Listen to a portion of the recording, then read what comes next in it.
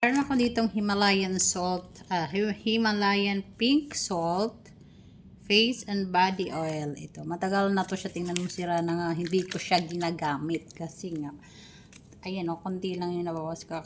Kasi trinay ko nung dati, mainit siya sa balat. Tapos, nagpapawis ako, didikit siya dito sa kama. So, hindi ko siya ginagamit. Ngayon, ang dami kong reviews na nababasa nito sa TikTok tungkol dito na maganda daw to. Nakaka-enhance ng mas lalong papuputi niya yung ating balat. Nagbibigay siya ng glowing of effect or yung malambot sa ating balat. So, try natin uli. By this time, kasi tag-ulan naman, may bagyo, malamig ang panahon. So, try natin kung okay ba sa pakiramdam natin, kung hindi pa mainit sa balat natin. So, let's try this Himalayan pink salt. Ayan.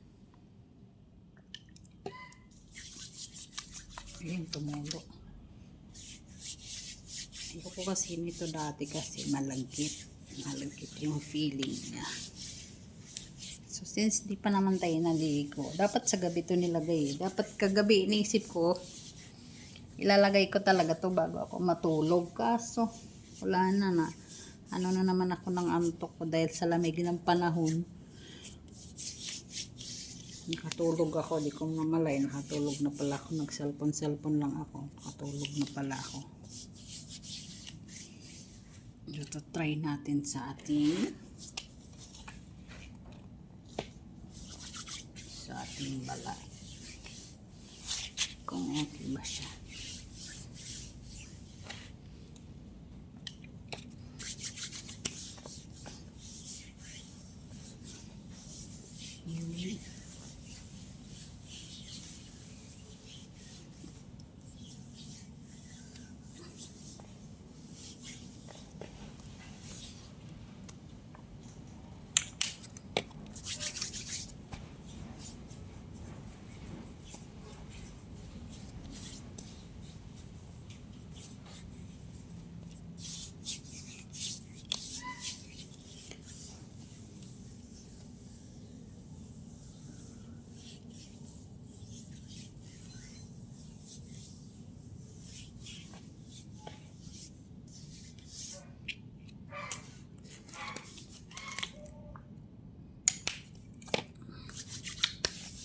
Try lang natin ulit. Kasi magdigo pa naman ako eh.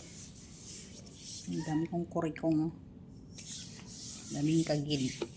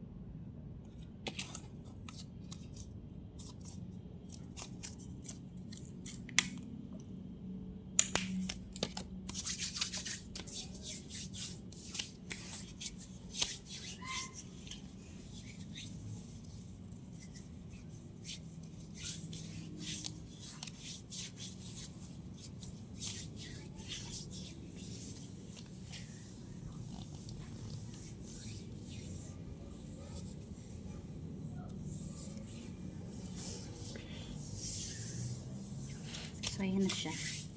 Ilagyan ko na. Yung aking mga, ayan o. Kita nyo yan, yung aking may tama dyan. Ayan pa mga tuhod natin na may mga kurikong, may mga ayan, mapa ng Pilipinas.